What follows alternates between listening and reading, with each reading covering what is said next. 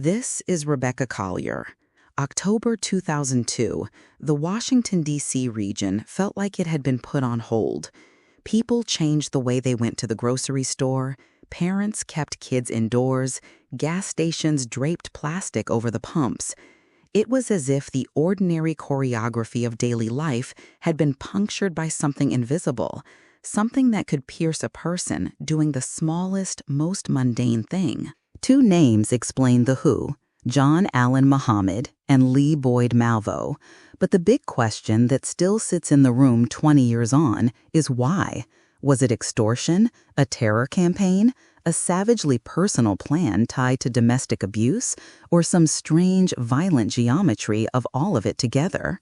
Today, we try to answer that, or at least to map what remains unanswered. Joining me is Dr. Marcus Ellison, forensic psychologist, former law enforcement consultant, and someone who grew up in suburban Maryland watching this unfold. Marcus, thanks for being here. Thanks, Rebecca. It's good to be with you. I remember the nights, siren lights, neighbors whispering on porches, and the constant low hum of anxiety. The case still feels very much alive, not just in headlines, but in people I still know. Let's open with a quick, sharp snapshot of what happened, then walk back through the people, the police work, the victims, and the open questions. For listeners who lived through it, some of this will be raw. For others, it's a reminder that what looks like randomness is usually threaded through with human decisions. So, the timeline in a nutshell? Briefly, a series of shootings began in February 2002 across multiple states: Tacoma, then Alabama, Arizona, Georgia, Louisiana. 7 killed, 7 injured in those earlier events. Then, from October 2 to October 24, in the D.C. area, a spree spilled across D.C., Maryland, and Virginia. 10 killed and 3 critically wounded. The weapon that tied many of these shootings together was a Bushmaster XM-15, a semi-automatic .223 rifle fired from a small hole cut in the trunk of a dark blue 1990 Chevrolet Caprice. The mobility and concealment of that car turned the world's busiest suburban highways into a terrifying theater of chance. And the victims? People pumping gas, reading on a bench, mowing a lawn. Random, ordinary. That randomness is what made it feel like a nightmare hanging over everything. Exactly. That randomness also amplifies psychological terror. It's not targeted revenge against a single community. It's the terror of not knowing whether your normal routine will be the moment. That has an outsized effect on public behavior. Let's talk about the two men at the center. John Allen Muhammad, 41, former soldier, marksman training in the Gulf War, someone with survival and weapon skills, and Lee Boyd Malvo, 17 at the time, a teenager who, according to later testimony, saw Muhammad as a father figure. Marcus, paint for us the profile that matters here. John Muhammad had several things that mattered: military training, expertise with rifles, experience with planning and logistics from his time in the Army. But more than training, he had instability, employment problems, a fractured family life, and later accounts that suggest untreated trauma, possibly PTSD.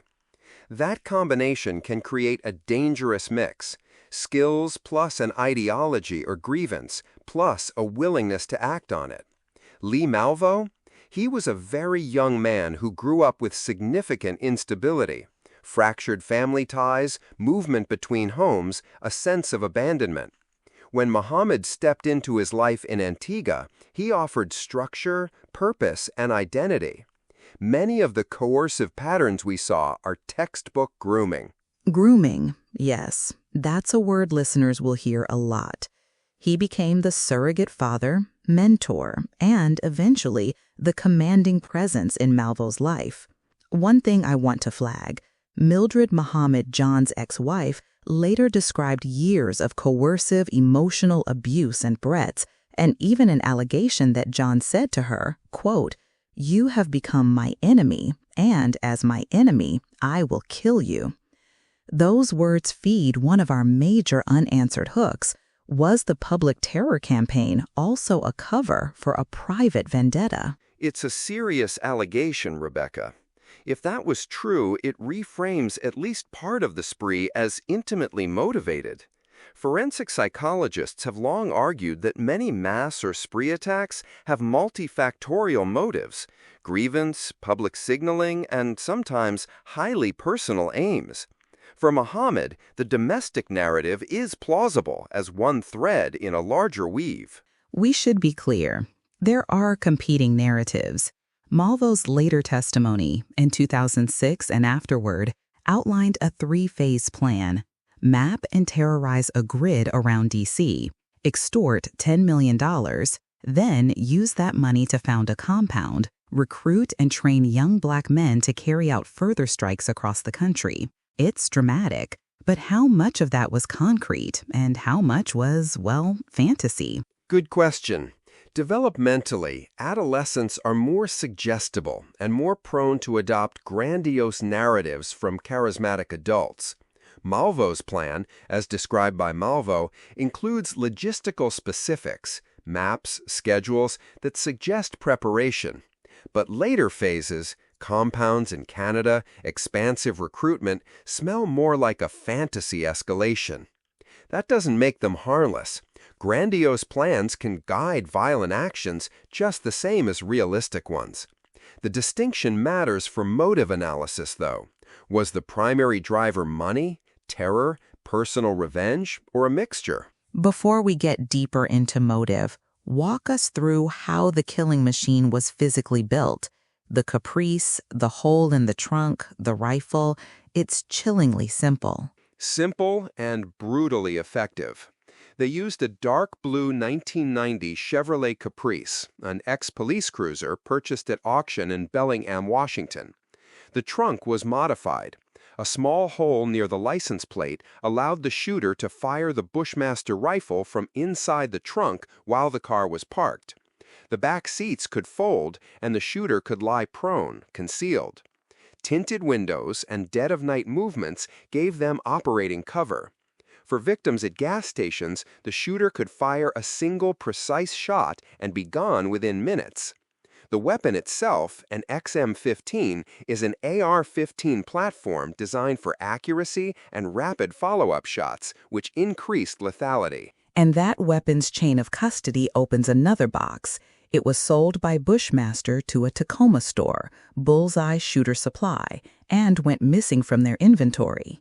Families later sued, alleging negligent inventory practices. The company settled for $2.5 million in 2004. We'll talk more about that civil option and the policy changes that followed. But first, Marcus, let's go day by day through October, because the escalation, the randomness, the media impact, none of that is just detail. It's the shape of public terror. Okay. October 2. The first D.C. area strike was at a Michael's craft store in Aspen Hill. A window shattered, and a cashier named Ann Chapman was nearly hit. That same evening, James Martin was murdered in Wheaton. The next day, October 3, within about 16 hours, 5 more people were shot. A landscaper mowing a lawn, a taxi driver pumping gas, a woman reading on a bench, a nanny vacuuming her car, and later, a man in D.C. walking across a street. It looked like a scattershot of ordinary life.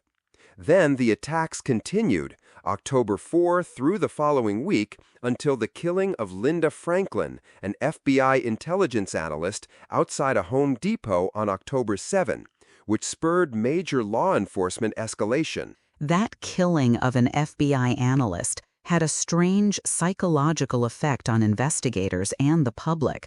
There was a line between "they're killing anyone" and "they even killed one of our own." The pressure intensified. Absolutely. When law enforcement sees one of their own targeted, the response becomes even more urgent and sometimes more fragmented. Agencies bend rules, they jockey for jurisdictional credit, and communication falters under stress.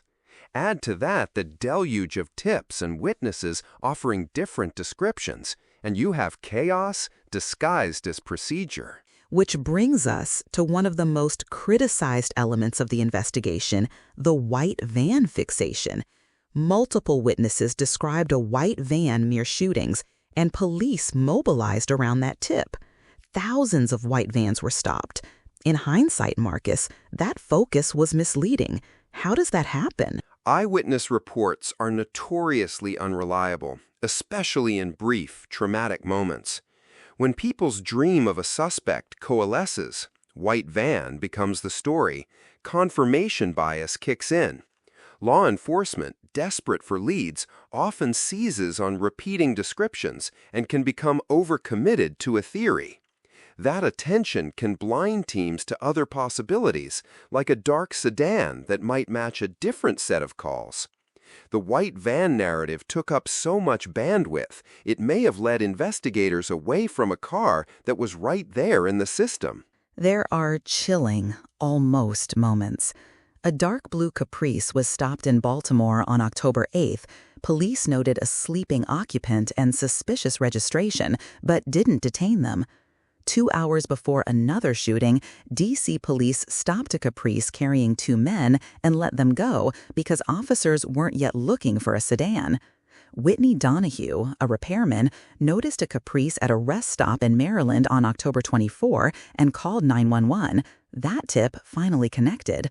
Those near misses, they haunt you. They do. And it's a painful reminder that major cases often pivot on coincidental alignments, good witness reporting, or an agency making a connection that others haven't. In large, multi-jurisdictional incidents, a lot of near misses stack up. It's rarely one big failure, it's many small misalignments. Let's pause for a beat. For listeners who weren't there, picture a gas station in 2002 with 2 lanes separated by a small island. People used to exit their cars without thinking. Suddenly, that island becomes a place you worry about. Some stations hung tarps to protect pumpers. Schools adjusted outdoor activities. The city felt keyed up. That is the social footprint of these crimes, and it's important to keep that in mind as we discuss prosecution and motive, because the public terror was a weapon in itself. Right. Terrorism, broadly defined, is the systematic use of violence to instill fear beyond immediate victims. Even if extortion or personal revenge were core motives, the effect was terror. The social responses, school cancellations, altered commuting patterns, are evidence of that weaponized fear. Okay, capture. October 24, arrest at a rest stop on I-70 near Myersville, Maryland. They were asleep in the Caprice. The Bushmaster rifle was inside. Ballistics linked the gun to many shootings. There was relief, yes, but also an exhaustion. Marcus, what do you remember about the capture and the immediate aftermath? I remember police briefings in real time, the collective exhale and then the scramble to process evidence and get answers. The capture itself, thanks to the observant Whitney Donahue, is a study in how ordinary citizens sometimes close cases. But immediate aftermath also brought the question, why did it take so long? Could those early tips have been synthesized faster? Those are the questions investigators and the public continued to argue about. And the answers came slowly in court and in civil suits. Let's turn to trials.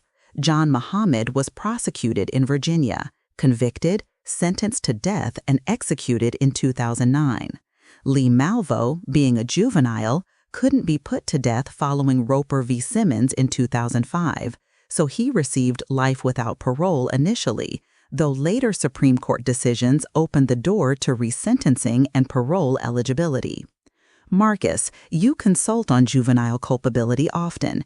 How did the Malvo situation challenge our ideas about adolescent responsibility? Malvo forced a national conversation about the intersection between developmental neuroscience, coercion, and responsibility. Adolescents' prefrontal cortices, the areas that mediate impulse control and risk evaluation, are still developing. That doesn't erase culpability, it contextualizes it. When you add the grooming element, an older, dominant figure exploiting a teenager's need for identity, the case sits at the uncomfortable overlap between perpetrator and victim. Legally, that thinking contributed to rulings that juveniles cannot be executed and that mandatory life without parole for juveniles is unconstitutional in many cases. Ethically, it pushed debate. Should someone who played an instrumental role in mass murder be eligible for eventual release because their brain was developing at the time? There's no easy answer. And Malvo's later statements complicate things. At various times, he claimed to shield Muhammad by saying he himself was the shooter in certain murders. He has also expressed remorse and, in court, outlined those three-phase plans. Some see him as an irrevocable monster. Others see a man who was groomed and coerced. Public opinion is divided, and policy is still catching up. Yes, but let's be careful about absolutes. There are victims whose families will never feel that justice includes parole consideration. That moral reality influences judges and parole boards. Meanwhile, the science argues for a nuanced, individualized approach rather than categorical rules. We can't talk about this case without centering victims. Names matter. Linda Franklin, shot at Home Depot. James Martin, mowing his car. Premkumar Walekar, Sarah Ramos, Lori Ann Lewis-Rivera, Pascal Charlot. There were survivors too, one 14-year-old boy arriving at school critically injured. Their families lived through an ongoing nightmare. Marcus, when we talk about public policy changes or the legal evolution, how often do victims' voices get lost? Often, and that's a problem. Policy debates about juvenile sentencing, about gun industry liability, about interagency communication can feel abstract when you're in the middle of grief. Victims' families deserve a say, and they offered it through suits, testimony, and advocacy. But institutional inertia and legal technicalities sometimes minimize that input. That's why a trauma-informed approach to criminal justice is essential, not to subvert accountability, but to ensure victims' needs shape the response as much as theories about offenders. On the civil side, families sued Bushmaster and Bullseye Shooter Supply. In 2004, there was a $2.5 million settlement. That case became part of the narrative that prodded Congress to pass the Protection of Lawful Commerce in Arms Act in 2005, which shields manufacturers from liability in many cases. So that arc, from civil suits to federal law, shows how a high-profile crime can influence national policy in ways victims may not have intended. Thoughts? It's a classic policy cascade. A tragedy prompts litigation seeking accountability, which then prompts industry lobbying and a political response that often protects the industry. The PLCAA was framed as protecting lawful commerce, but critics argue it narrows avenues for redress when negligent practices, like poor inventory control, play a role. It's a tension between individual restitution and industry protection. Let's return to motive, which is where a lot of unresolved energy still sits. We just sketched several candidate motives: extortion, domestic vendetta against Mildred, ideological or racial anger, and the pure psychological need for power. If you had to put them in a hierarchy, Marcus, what would you say? I'd say layered.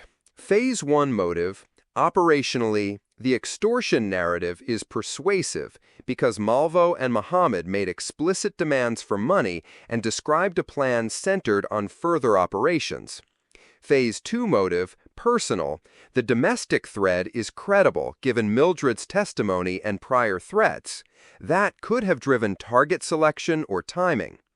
Phase 3, ideological. There's evidence of anti-institutional anger and talk of waking people up, but there's no consistent manifesto or political anchor that anchors them to a sustained ideological movement. Underneath all of this is personal pathology, a need for control, resentments, and the exhilaration of wielding lethal power. So, extortion and personal vengeance as proximate motives, with grandiose ideological fantasy overlaying both. So it's messy, and that messiness helps explain why many people still feel unsatisfied with the official answers. Malvo's retrospective testimony shifts over time. Muhammad is gone. We rely on reconstruction, and reconstructions have gaps. Right. And reconstruction also depends on what courts admit as reliable. Memory is malleable. People sometimes tailor accounts to minimize culpability, or to gain or avoid attention. That complicates motive analysis. Another huge strand, investigative failures and the institutional lessons, or the lack of them. Task force coordination was messy. Databases didn't talk to one another effectively. And the white van fixation is a textbook example of a cognitive trap. Did the sniper's case lead to concrete reforms in interagency communication? There were some reforms: improved fusion centers, better cross-jurisdictional task force protocols, and increased emphasis on information sharing post 9/11. But reforms often remain piecemeal. The lessons were learned unevenly, and funding and political attention wax and wane. The culture of turf protection can reassert itself under stress unless there's continuous oversight and training. Media coverage is another theme. The coverage was wall-to-wall, and then you had the Jason Blair scandal at the New York Times, fabrications and plagiarism in coverage of the case, which undermined trust in reporting just when people most needed accurate information. How do you evaluate the media's role? Helpful? Harmful? Both? Both. Media helped by disseminating suspect descriptions, keeping the public alert, and holding agencies publicly accountable. But continuous sensational coverage increases fear, can amplify copycat risk, and when reporting is sloppy or fabricated, it corrodes trust. The Blair scandal is a cautionary tale about the need for journalistic rigor, especially in moments of mass anxiety. Let's talk about the early shootings, the testing grounds in Tacoma and elsewhere. Those earlier murders were fewer in the headlines, but crucial for establishing method and escalation. Does that pattern, small tests, then a big spree, fit a recognizable profile? Yes. Many spree or serial offenders test tactics in lower-profile settings to refine their methods. The Tacoma golf course shooting in February, for example, was later ballistically linked to the Bushmaster rifle. Those early actions served as experimentations in both lethality and escape logistics. They also fed a sense of invulnerability and emboldened planning. There's also the question of whether earlier interventions, stronger domestic violence responses, better community supports for Malvo, or improved gun tracking could have prevented escalation. That's always the haunting conditional, if only. From your vantage, which of these interventions might realistically have made the most difference? Hard to say with certainty, but 3 areas stand out. 1. Domestic violence interventions. Mildred's account of emotional and psychological abuse should have been taken seriously earlier, with better protective measures and monitoring. 2. Weapons control at the point of sale. Better inventory tracking might have raised alarms sooner. 3. Juvenile welfare networks. Malvo's instability and susceptibility to grooming might have been mitigated by stronger school and social services engagement in his adolescence. Each of these alone might not have stopped everything, but together they reduce the risk of escalation. Let's not lose the human stories. Mildred Muhammad survived what she believes was a plan to kill her, and she now advocates around domestic abuse and coercive control. Whitney Donahue, the repairman who called in the caprice, became, for a minute, the person who ended the spree. Victims' families pursued civil remedies and pushed through advocacy. We should name them whenever we can. Naming matters. It restores the social ledger that killers try to erase, individual lives with histories and futures.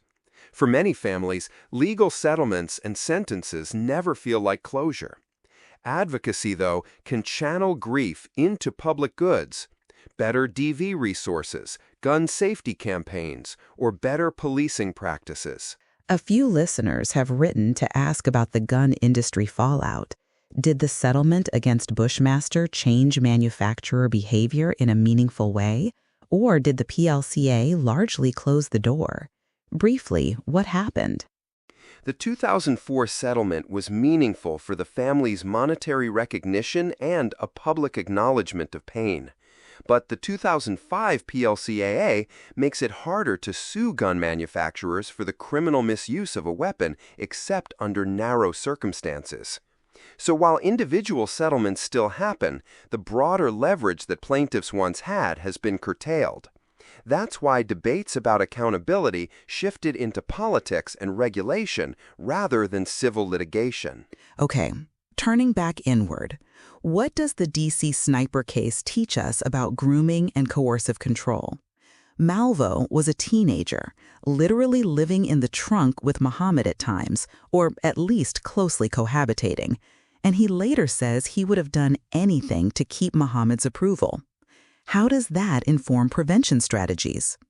It suggests prevention needs to be communal, not just individual.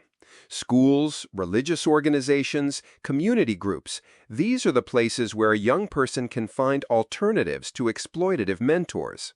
Training for teachers and social workers to notice signs of coercion, better immigration and resettlement supports for displaced youth, and mental health interventions targeted at adolescents in unstable family structures can all help. The grooming process often flourishes in isolation and secrecy. Our best defense is reducing that isolation. One of the most difficult public debates is whether Malvo should ever be released. He got married in prison. He's expressed remorse. He's sought to show rehabilitation. On the other hand, the crimes are among the most notorious and horrific in modern memory. What frameworks should weigh in on that decision? Ethically and clinically, decisions should be individualized, structured around risk assessment, accountability, and victim safety. Legally, parole boards consider behavior, rehabilitation, remorse, and risk of recidivism. Psychologically, long-term assessments and ongoing treatment records matter. The public moral outrage must be recognized, but it shouldn't be the only determinant. We need transparency in the process, grounded in evidence, and avenues for victim input. Moving to media and cultural memory, what about the long tail? The case generates documentaries, books, episodes of true crime shows. That cultural replay can re-traumatize survivors and communities. How should producers and journalists balance public interest with harm reduction? With great care, producers should consult survivors, offer content warnings, avoid sensationalizing, and aim for nuance, contextualizing motive, not romanticizing perpetrators. They should invest in reporting that centers victims and systemic questions rather than only the criminals' biographies. And if survivors ask for certain material to be excluded out of trauma, producers should take that seriously. I agree. When I worked in the region during those weeks, there were mornings when I'd watch people refuse to go outside, and there was nothing sensational about that. It was fear. We owe audiences a sober, thoughtful approach to that reality.